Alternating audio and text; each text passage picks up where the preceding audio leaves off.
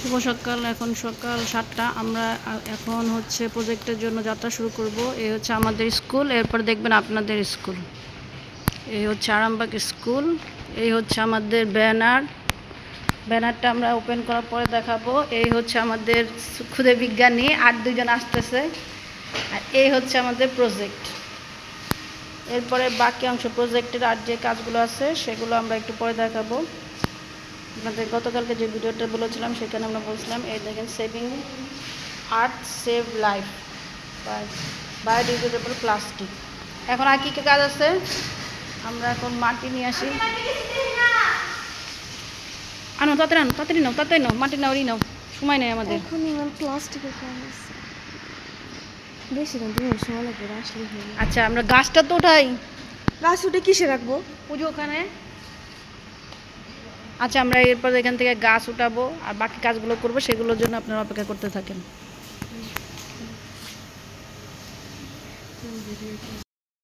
আমাদের বিজ্ঞানীদের ছবি, একটু পরে আরো সুন্দর সুন্দর ছবি পাবেন।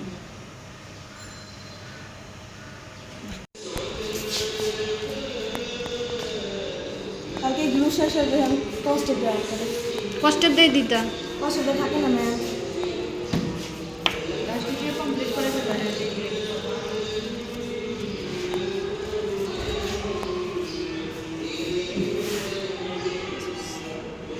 কোন পাশে প্লাস্টিকের গাছ হবে আর কোন পাশে ইয়ের গাছ হবে? তোমার অরিজিনাল গাছ কোন জায়গা হবে? এটা কিছু লাগাস না এদিকে? কই লাগাও? গাছ লাগা গাছ তুলসী গাছ ভালোই তো। কি জানি তুলসী গাছ নিয়েছো? আর কি বইছে একটা হইলেই হইলো, লাগাও।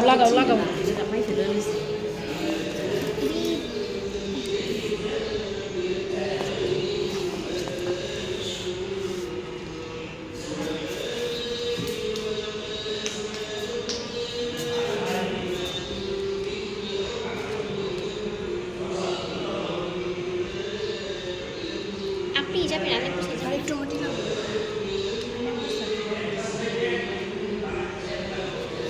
কি যাবে?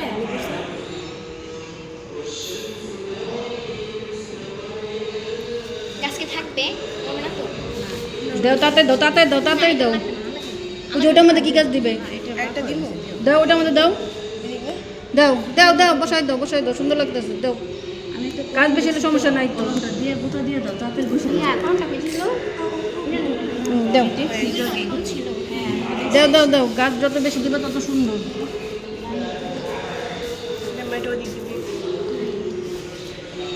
আর লাগবে না। দুর্বল, ওটা পড়ে যাবে। হ্যাঁ, থাক। ঠিক আছে। সময় এটা ধরতো, এটা ধরে রাখ, আমার হাতে পড়তেছে। সোজা কর। আবার হাতে আর কি বাকি আছে? প্লাস্টিকের গাছ কোনটার মধ্যে লাগাবা?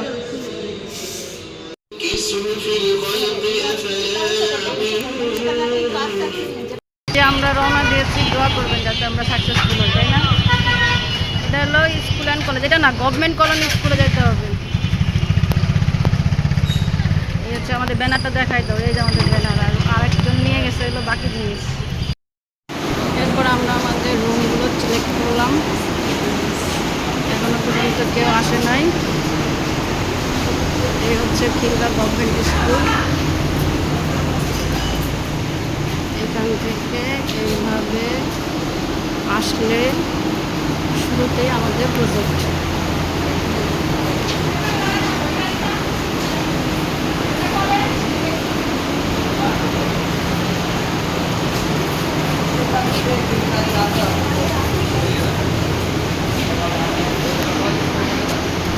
এখনো প্রজেক্ট আসে নাই।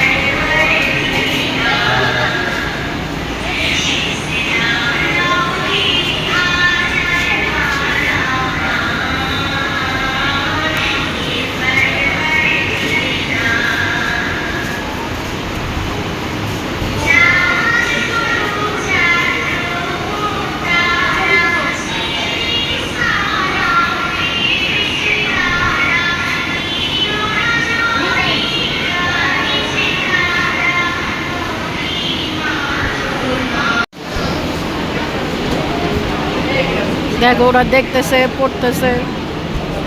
ওই দেখো বেবিরা দেখতেছে। They all love our project.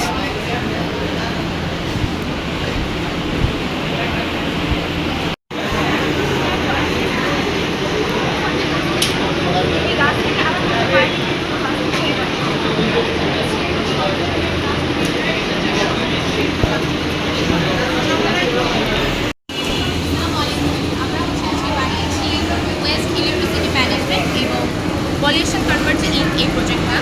তো মূলত আমরা যদি কোনো কারখানার মধ্যে মানে বিদ্যুৎ উৎপন্ন কারখানার মধ্যে চুল্লির মধ্যে আমাদের যে ওয়েস্ট যেগুলো সাধারণত আমরা মানে প্রতিদিনকার জীবনের মাধ্যমে আমরা যে আবর্জনাগুলো উৎপন্ন করি সেগুলো তো পরিবেশের জন্য ক্ষতিকর। সেগুলোকে হচ্ছে আমরা রিসাইক্লিংয়ের মাধ্যমে বিদ্যুৎ উৎপাদন করতে পারি। আমরা চুল্লির মধ্যে ওগুলোকে যদি উচ্চ তাপমাত্রায় পোড়াই মানে আগুনে বার্ন করি তাহলে এই তাপশক্তিটা সোলার প্যানেলের মাধ্যমে বিদ্যুৎ শক্তিতে রূপান্তরিত হয়। তারপরে এই শক্তিটা কনভার্ট হয়ে আমাদের হচ্ছে পাওয়ার সেভিং প্ল্যান্টের মধ্যে গিয়ে জমা হয় এবং সেখান থেকে আমরা ডিসি লাইট জ্বালাতে পারি। আর কার্বন ডাই অক্সাইড যেটা তো আমাদের এটার কাজ কি? এই উপরে এটা কি হবে?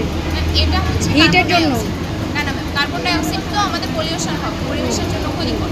তো সেই কার্বন ডাই অক্সাইডটা হচ্ছে অ্যাবজর্বারের মতো যাবে। অ্যাবজর্বারটা হচ্ছে কার্বন ডাই অক্সাইডটাকে টেনে নেবে। তারপর সেখানে হচ্ছে ডিসি মোটর এবং বিভিন্ন ধরনের তেল বা কেমিক্যালের মাধ্যমে সেটা হচ্ছে প্রসেসিং হয়ে ইঙ্ক তৈরি হবে, মানে কালি। সেই কালি, হ্যাঁ, ink তৈরি হবে। সেই কালিটা দিয়ে হচ্ছে আমরা লেখালেখি করতে পারি বা পেইন্টিংয়ের কাজ, ড্রয়িংয়ের কাজ। আমাদের শিক্ষার্থীদের জন্য এটা একটা good, thank you so much. না এবার তোমারটা আবার বলো। প্রজেক্টে করতে বলো, এবার শুরু করো। তখন বলবা কি 70-80 না 60-70-এর মতো হয়ে যাবে। বড়ভাবে মানে 7.5 লাখ পড়বে, সমস্যা কি, তাই না? তো একটা যদি দেশের জন্য যদি 7.5 লাখ লাগে খরচ করবে। বলো, এবার বলো, তুমি তোমার প্রজেক্ট পুরো এক্সপ্লেন করো। আমার নাম শাহরিয়ার হোসেন, আমি হিরো গভর্নমেন্ট হাই স্কুলের একটা স্টুডেন্ট। আমি আর আমার টিম আজকে নিয়ে এসেছি হলো আমাদের ফায়ার ফাইটিং। এটা আমাদের মেন আইডিয়া ছিল হলো সরু রাস্তা, দেখাও, এটা দেখাও কি করে আমাদের একটু দেখাও। রাস্তাঘাটের জন্য আমরা বানিয়েছিলাম।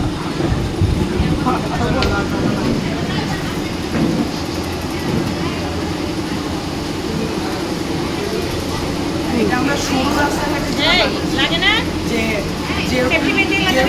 দেখা যায় যে তুমি বলতে থাকো, তুমি বলতে থাকো। ফায়ার ট্রাক ঢুকতে পারে না, ওরকম এরিয়ার জন্য এটা বানানো হয়েছিল, বানিয়েছি আমরা। এটা অনেক হালকা হবে আর এটা আগুনের ভিতরে ঢুকে যেতে পারবে। এটা মেনলি আমরা ফায়ার ফাইটারদের হেল্পার হিসেবে বানিয়েছি, যে ফায়ার ফাইটাররা একটা একপাশে বেশি করে স্টেপলার ইয়া বসতে দাও, আরেক পাশে সেফ দূরত্ব থেকে কাজ করতে পারবে। থ্যাংক ইউ করতেছো তোমরা। বলো বলো। আমরা আইডি স্কোয়ার কলেজ থেকে এসেছি। আমাদের প্রজেক্টের নাম রিভার গার্ড এআই একটি প্ল্যান্ট দিয়ে শুরু হয়েছে। আচ্ছা, আমরা জানো আমাদের দেশ একটি বন্যাপ্রবণ দেশ এবং আকস্মিক বন্যার কারণে বিভিন্ন উপকূলীয় অঞ্চল অনেক ক্ষতিগ্রস্ত হয় এবং এটার মূল কারণ আগাম বার্তা না পাওয়ার কারণ। আমাদের এই স্বয়ংপূর্ণ সাশ্রয়ী প্রজেক্টটি দ্বারা আমরা এই সমস্যাটাই সমাধান করার চেষ্টা করছি। আমাদের এই প্রজেক্টে আমরা বিভিন্ন সেন্সর ইনপুট যা পানির এই প্রজেক্টে আমাদের নদীর তীরের মধ্যে অবস্থান করা হবে এবং যখন সেন্সরটি পানির উচ্চতা যদি একটি নির্দিষ্ট পরিমাণ, যা গ্রামগঞ্জের ক্ষেত্রে 50 থেকে 100 মিটার, যা ধরা হয় যেটা বন্যা প্রধান, তখন এটি একটি সেন্সরের মাধ্যমে এস পাঠানো হবে। সেই এস থেকে আমি বুঝতে পারবো যে এই সময় বন্যা আসতে পারছে। এভাবে আমরা বন্যার যে ক্ষতি হয় সেগুলো আমরা অনেক কমে আসতে।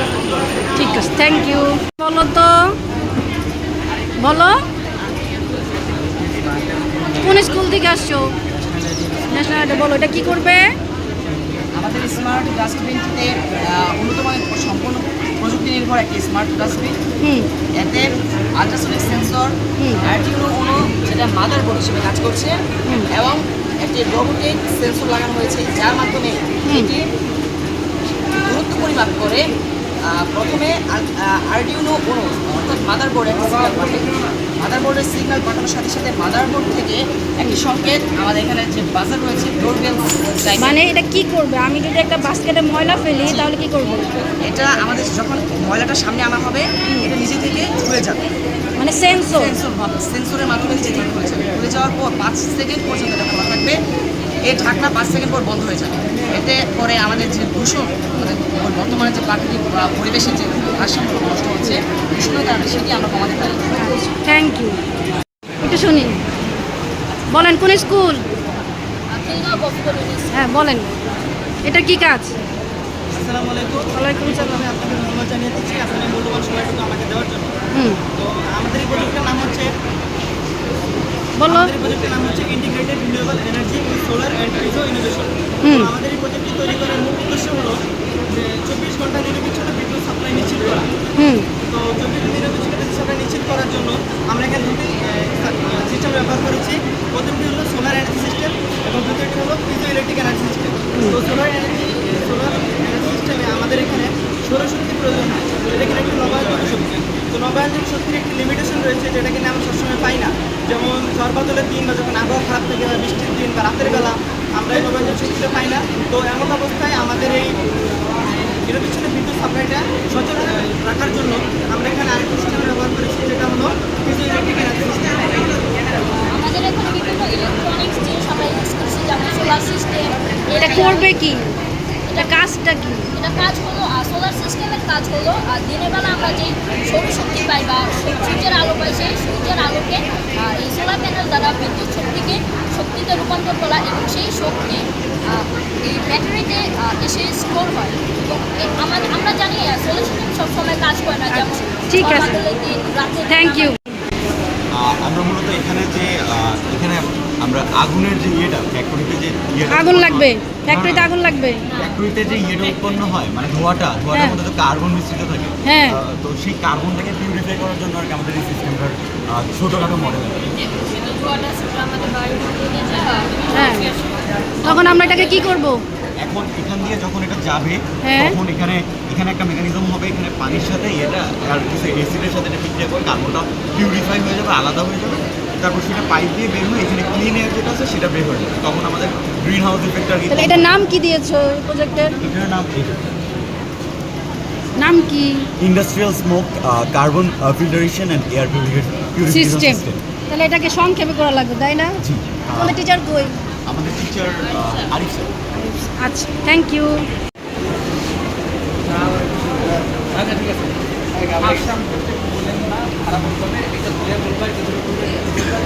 এটা কি কিসের উপর করছো তোমরা বলো তো? এটা কমিউনিটি ভিত্তিক আর কি লার্নিং প্ল্যাটফর্ম। কমিউনিটি ভিত্তিক লার্নিং। আচ্ছা বলো, এক্সপ্লেন করো। এখানে কি লেখা? উস্তাদ। ওস্তাদ মানে কি? ব্র্যান্ডের আর কি একটা তোমাদের ব্র্যান্ড? আচ্ছা, তারপরে এখানে কি কাহিনী? এটা হচ্ছে মূল সমস্যা আর কি।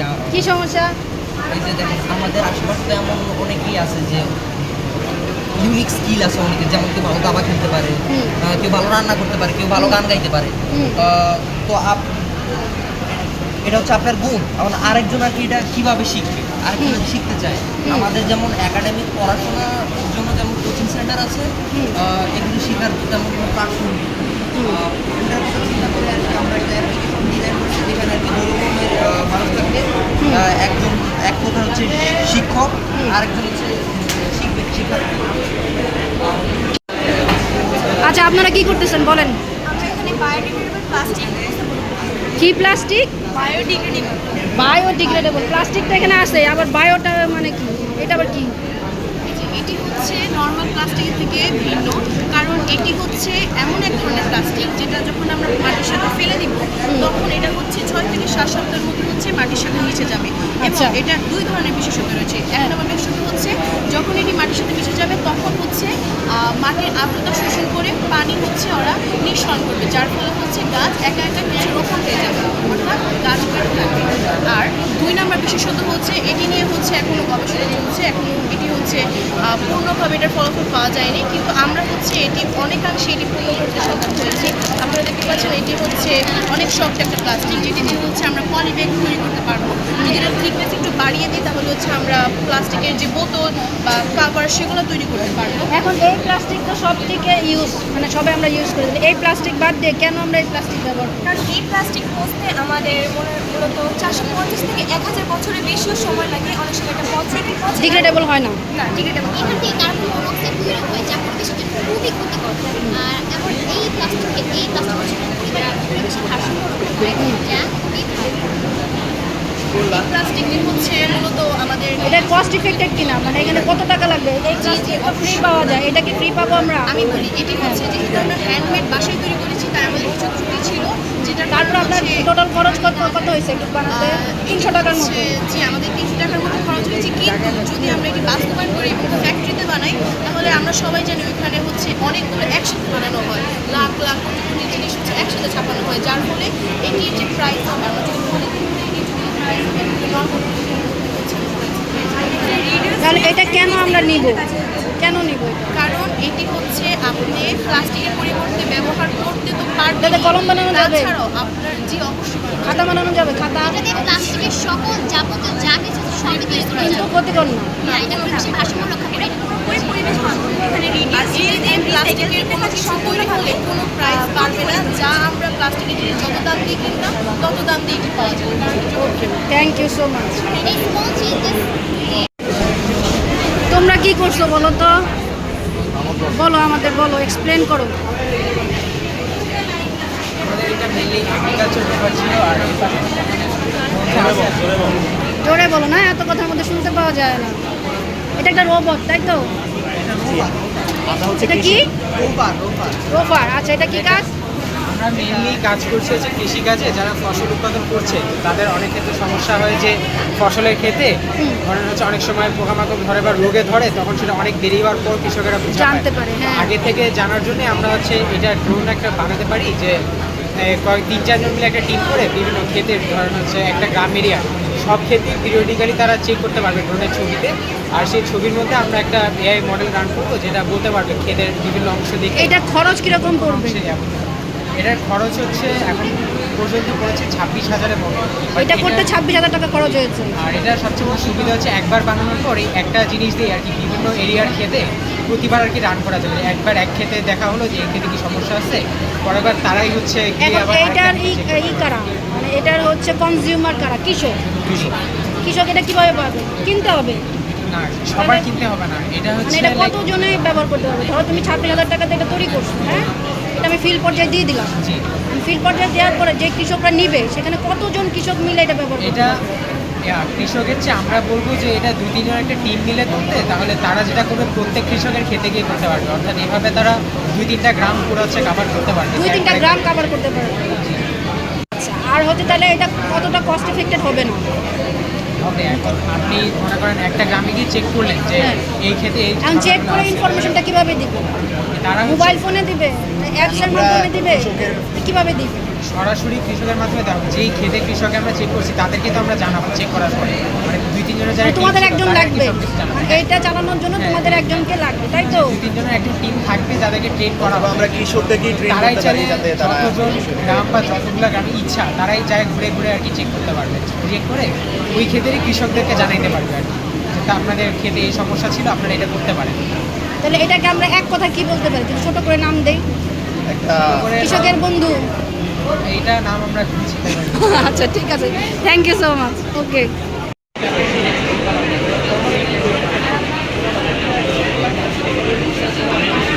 আমার লেন্স খারাপ।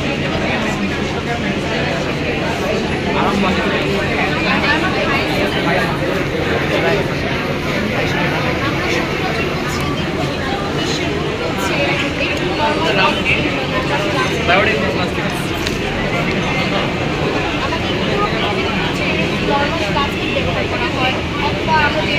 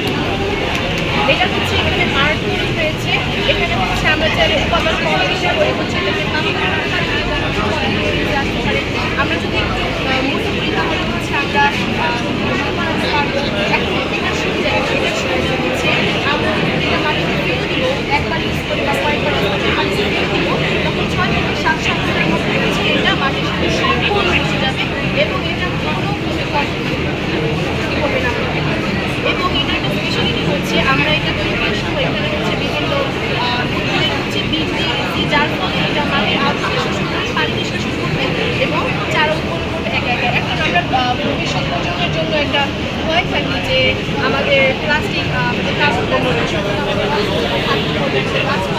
হয়ে যাচ্ছে।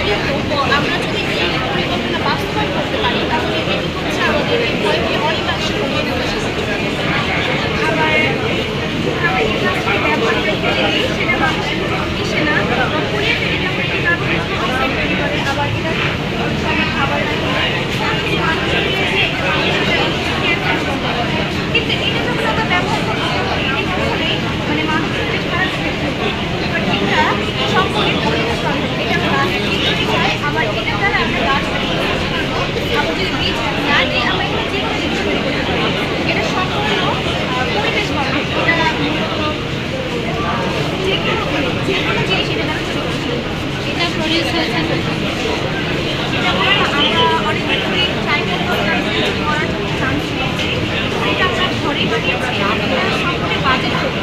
এটা তৈরি করতে কীভাবে প্রস্তুত করেছি ঘরে? এটা ফার্স্টে আমরা মূলত কনস্টার্চ ব্যবহার করেছি, মানে কনস্টার্চ নিয়েছি, তারপর এটাতে গ্লিসারিন অ্যাড করেছি। গ্লিসারিন দেওয়ার পর পানির সাথে কিছুক্ষণ মিক্স করেছি। 3 মিনিট যখন আমরা মিক্স করার পর এটা হালকা আছে জাল করেছি। যখন এটা একটু ঘন হয়ে আসছে জেলির মতো, তখন যে কোনো একটা সমান জায়গায় এটা স্প্রে করে নিয়েছি। এবং এটা যদি আমরা হিটারে রাখি তখন 5 থেকে 6 ঘন্টা যদি আমরা হিট করি তখন এটা তৈরি হয়ে যাবে। আর যদি নর্মাল টেম্পারেচারে আমরা করি তাহলে 3 ঘন্টার মধ্যে সময় তো এটা সম্পূর্ণ প্লাস্টিক তৈরি হয়ে যাবে। আলু থেকে বানায় এটা যে কোনো ধরনের আচ্ছা, কেমিক্যাল রিয়াকশনের নামটা বলতে পারবা? এখানে কী ধরনের কেমিক্যাল রিয়াকশন? স্টার্চের মধ্যে গ্লিসারিন অ্যাড করছিলাম, এখানে কোনো কেমিক্যাল রিয়াকশন হয়েছে?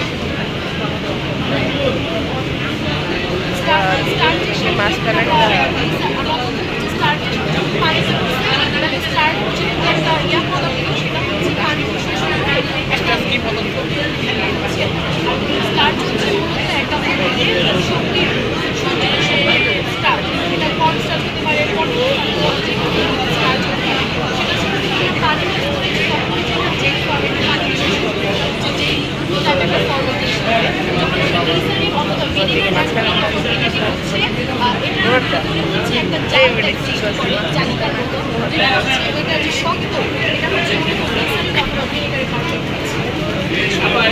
হার্ডনেস কি আরো বাড়ানো যেতে পারে?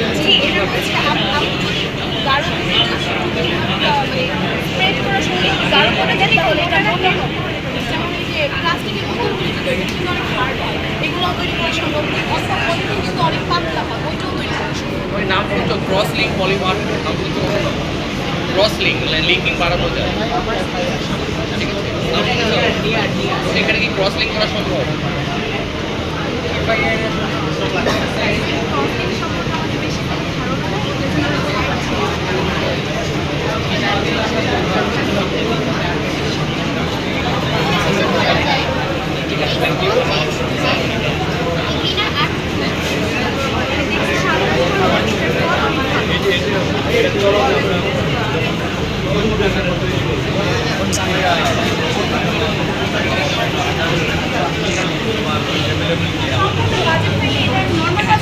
এখানে আমার প্রশ্ন আছে, এটা বলতে বলে গেছিলাম, সেটা হচ্ছে বাজার থেকে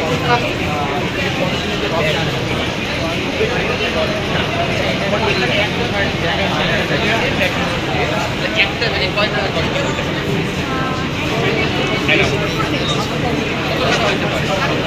এখন আমরা তো যেহেতু এটা অনেকবার অ্যাটেম্প করতে করতে এটা আমরা যেহেতু লাস্টে অনেকবার অ্যাটেম্প করছি, আমাদের হচ্ছে 30 টাকা খরচ করেছে।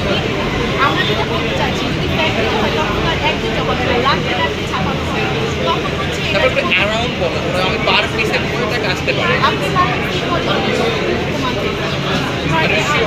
ওটাই জানতে চাচ্ছি যে ধরো আমরা যখন এটাকে ইন্ডাস্ট্রিয়ালি প্রডিউস করবো